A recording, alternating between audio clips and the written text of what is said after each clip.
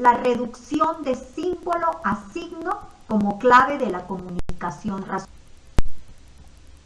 Ampliando el horizonte de la lingüística, aparece en el siglo XX un personaje llamado Ferdinand de Saussure, que relacionó la lingüística con un estudio más general que los símbolos. Identificó las características de la lengua como entidades mentales, subrayó la creatividad del lenguaje, estableció una terminología que favorecía la definición precisa de términos generales. En lugar de la adopción de términos técnicos, adoptó un sistema didáctico que recurría con frecuencia a las analogías tomadas de la música, el ajedrez, el montañismo o el sistema solar para ver mejor los rasgos del lenguaje. Estos logros introducirían a la lingüística del siglo XX. Ferdinand de Saussure utiliza el lenguaje como un sistema de signos. ¿Y qué quiere decir esto? El lenguaje es un sistema de signos que funciona coercitivamente y obligándonos a obedecer determinadas reglas y aceptar convencionalmente determinados significados. El signo es un vínculo convencional entre concepto e imagen acústica, arbitrario y diferencial que funciona en el marco de un sistema de valores y está constituida por una relación entre un componente psíquico-mental abstracto, que es el significado, y un componente concreto y material, significante. ¿Qué quiere decir esto? Vamos a hablar primeramente del signo lingüístico. ¿Cuál es su concepto? Memoricémoslo. Es una entidad psíquica que posee dos planos o elementos. Significado, que es el concepto, y el significante, que es la imagen acústica. Entonces, tres elementos conformarán lo que llamamos signo lingüístico, que a su vez es una cadena multiplicada que conforma el lenguaje. Estos elementos serían el significado, el significante y el referente. Entonces, fijemos el conocimiento. Estos conceptos son primordiales para el seguimiento de esta clase. El significado es aquella idea que se encuentra asociada con el sonido o la imagen acústica. Y el significante es aquello que percibimos con los sentidos, el sonido o imagen acústica de la palabra o su escritura y su representación en nuestro cerebro, ya que podemos decir mentalmente una palabra sin verbalizarla. También dijimos que existe el referente, que es el objeto o entidad real a que el signo remite. Ejemplo, en una oración decimos, los niños están jugando. Pues esa entidad real son los niños. Las características principales del signo lingüístico son las siguientes. Primero, es arbitrario. Se dice que es arbitrario porque el signo es libre, ya que cada lengua es creada por una sociedad, pues a un mínimo concepto corresponden modos de expresión. Ejemplo, en español es caballo y en inglés es horse.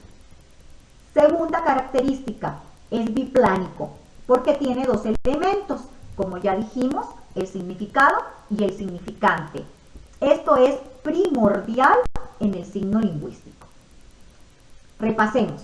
El significado es la representación mental del signo y el significante es la representación literal del signo. Allí encontramos grafemas y fonemas. Tercero, se dice que es articulado porque se pueden descomponer en unidades más pequeñas, como los monemas, unidades portadoras de significación. Saussure precisa, lo que el signo lingüístico une no es una cosa ni un nombre, sino un concepto y una imagen acústica. Aquí tenemos entonces un ejemplo claro de lo que nos quiere decir. Árbol. Su concepto como tal es una planta que se siembra y crece a grandes dimensiones, etc. Ese sería nuestro concepto. El sonido, la imagen acústica, que es el significante, es un árbol que nosotros procesamos en nuestra mente, como el de manzanas, el araguaney, etc.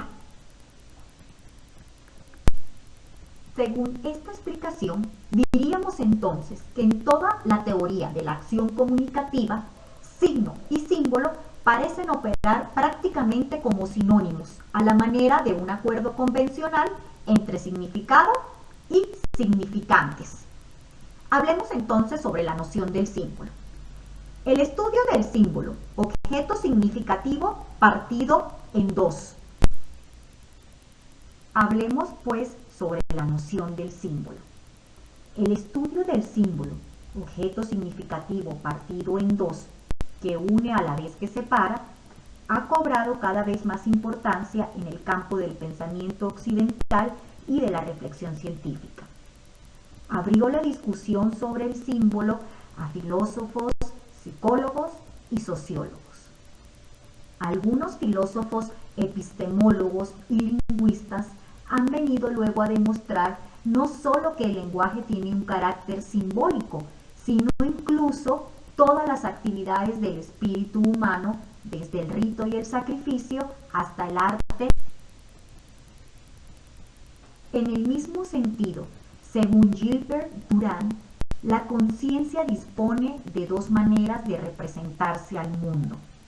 Primero, una directa, en la cual la cosa misma parece presentarse ante el espíritu como en la percepción o en la sensación.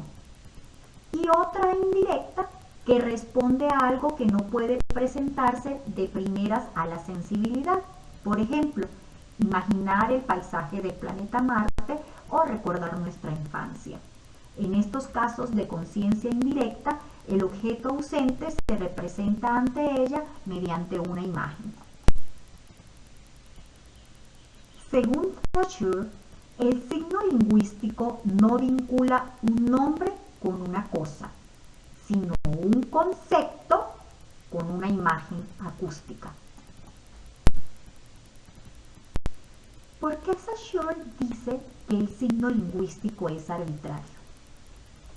El signo lingüístico es arbitrario en el sentido que la conexión entre significante y significado no se basa en una relación causal.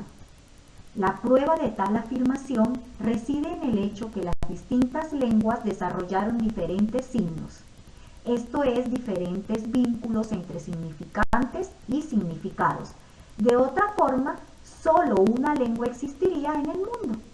Ahora bien, aún aceptando la arbitrariedad del signo en lo que representa el vínculo entre significante y significado, es claro que esta conexión no es arbitraria para quienes usan una misma lengua, porque si esto fuera así, los significados no serían estables y desaparecería la posibilidad de comunicación.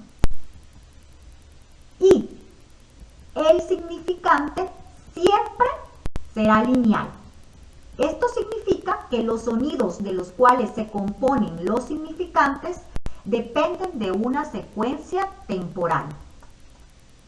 Muy bien, ahora retomemos a Gilbert Durand, cuando dice que en algunos casos el signo debe perder su arbitrariedad.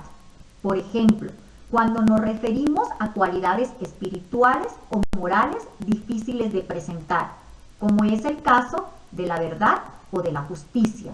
Entonces se hace necesario recurrir a signos de tipo complejo. Durand distingue así en signos arbitrarios o puramente indicativos, que remiten a una realidad significada que, aunque no está presente, es posible siempre presentar, y los signos alegóricos que remiten a una realidad significada difícil de presentar. La alegoría es la traducción concreta de una idea difícil de captar o expresar de forma simple. Por último, tenemos la imaginación sónica, que alude a un significado imposible de presentar. Entonces, se puede definir el símbolo como todo signo concreto que evoca por medio de una relación natural algo ausente o imposible de percibir. Más tarde aparece el concepto de Jung. Él dice que el signo es la mejor representación posible de una cosa relativamente desconocida, que por consiguiente no sería posible designar en primera instancia de manera más clara o más característica. El símbolo, como la alegoría, conduce la percepción de lo representado a lo significado, concepto, abstracción. La parte visible del símbolo, que es el significante, imagen en el caso del lenguaje hablado, acústica, está cargado al máximo de concretez. Todo símbolo auténtico, según Paul Ricoeur, posee 3 dimensiones concretas. Es cósmico, porque extrae su representación del mundo bien visible que nos rodea. Es onírico, quiere decir que se arraiga en los recuerdos, gestos, sueños, la materia concreta de nuestra vida más íntima. Y por último, es poético, o sea, que recurre también al lenguaje, al más íntimo y por lo tanto más concreto. La otra parte del símbolo, el significado, que es el concepto, momento abstracto, en cualquier caso inaprensible, tiene igualmente una lógica. En un signo simple, el significado, concepto,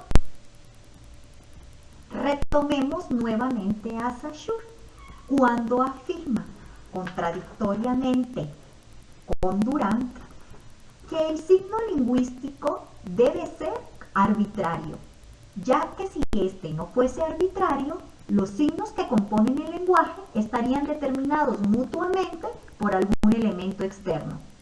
El valor lingüístico está enteramente determinado por la existencia de relaciones y por ende el signo debe ser arbitrario. Saussure llama esto forma pura, que es la relación entre el significante y el significado, así como a la que existe entre los distintos signos. Llegando hacia la conclusión que el vínculo entre el sonido y el pensamiento en el signo lingüístico produce forma y no sustancia. Según Saussure, el lenguaje es un sistema de valores en el sentido en que todo signo lingüístico vincula sonidos e ideas. Si tal vínculo no existiera, sería imposible separar un pensamiento de otro. Los sonidos no se diferencian entre sí más que los pensamientos no expresados.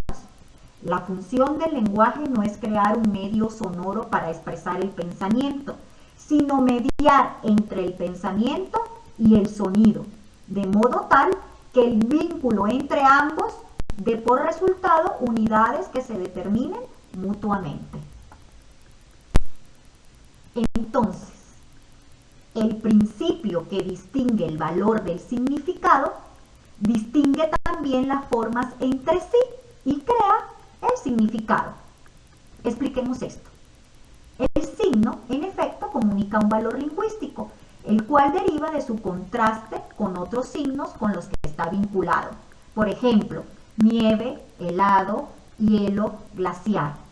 Cada una se entiende en la medida que se entiende la otra, porque podemos diferenciarlas una de otra.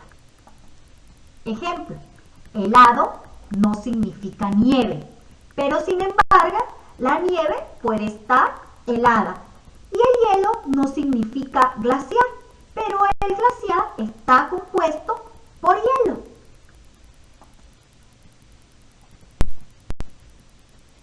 Para finalizar entonces, concluiríamos que el símbolo es un signo que remite a un significado inefable e invisible. Por eso debe encarnar concretamente esta adecuación que se le evade y hacerlo mediante el juego de la redundancia mística, rituales, iconografías que corrigen y completan inagotablemente la inadecuación. Este modo de conocimiento simbólico nunca adecuado, nunca objetivo, porque jamás alcanza un objeto que siempre se pretende esencial, ya que se basa en sí mismo y lleva en su interior el mensaje de la trascendencia. Nunca explícito, siempre ambiguo y a menudo redundante. Tendrá en su contra muchas opciones religiosas y filosóficas, y por supuesto directamente al cientificismo racionalista y su reducción del símbolo a signo.